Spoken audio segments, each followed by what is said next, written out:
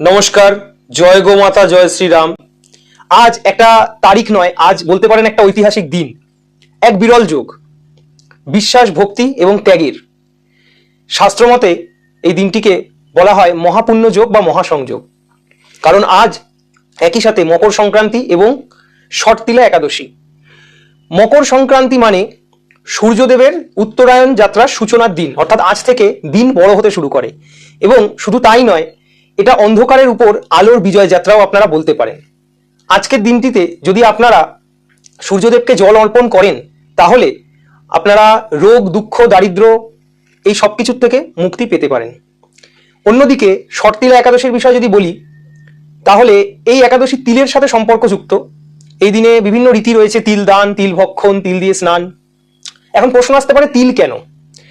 আমাদের সনাতন ধর্ম অনুযায়ী তিলকে আমরা পাপ ক্ষয়, পাপ মোচন বা পূর্বজন্মের পাপ মোচন এবং ভগবান শ্রী বিষ্ণুর কৃপা হিসেবে দেখি। ঠিক এই কারণেই তিল ব্যবহার করা হয়। শাস্ত্রে একথাও বলা আছে যে আজকের দিনে এই একাদশী যদি কেউ উপবাস করে পালন করেন, তাহলে তিনি শতজন্মের পাপ থেকেও মুক্ত হতে পারবেন। আমি হাত জোর করে অনুরোধ করব, এই বিরল সংযোগ আপনারা হাতছাড়া করবেন না আজকের দিনটিতে। কারণ তাহলে আপনি এই ঐতিহাসিক দিনটি থেকে নিজেকে যদি বিরত রাখেন, আপনার জীবনে মোড় ঘোরানোর মতো আবার কবে সুযোগ আসবে আমি বলতে পারছি না। আজকের এই দিনটিতে আপনি উপবাস রাখুন এবং পারতপক্ষে তিল দিয়ে স্নান করুন এবং স্নানের পরে তিল দানও করতে পারেন। কারণ আপনার জীবন থেকে রোগ, দুঃখ, দারিদ্র এই সব কিছু একসাথে দূর যেমন হতে পারবে, তেমনি আপনি অন্ধকারের থেকে আলোর দিকে এগিয়ে নিয়ে যেতে পারবেন নিজেকে। আজ থেকে একটা মনের ভিতরে একটা সংযম তৈরি হবে আপনার, যদি আপনি এই প্রক্রিয়াগুলি পালন করেন। মনের ভিতরে যেমন আশার আলো আপনি সূর্য দেবতার কাছে প্রার্থনা করবেন, ঠিক একই সাথে লোভ, কাম, ক্রোধ এগুলোকে ত্যাগ করবেন এবং ভগবান শ্রী বিষ্ণুর কৃপাও আপনি প্রার্থনা করবেন।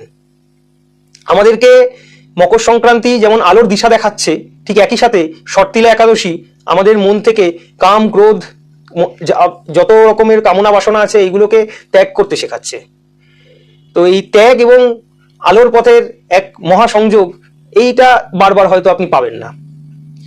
আমি অনুরোধ করব, আপনারা আজ এই দুটি, যে মকর সংক্রান্তি এবং শর্তিলা একাদশী, এই মহাসংযোগটিকে ভালোভাবে উপভোগ করবেন, পালন করবেন এবং নিজের জীবনে ব্রত নেবেন সত্যের পথে চলার, আলোর পথে চলার, এবং তার সাথে সাথেই জীবন থেকে যত দুশ্চিন্তা যা কিছু আছে সেগুলো ত্যাগ করবেন। শুভ মকর সংক্রান্তি, শুভ শর্তিলা একাদশী। ভগবান আপনাদের জীবন আলোয় ভরিয়ে দিক এবং আপনাদের জীবন থেকে দুঃখ, দারিদ্র, দুর্দশা সবকিছু দূর করুক, এটাই আমার একান্ত কাম্য। ভালো থাকবেন।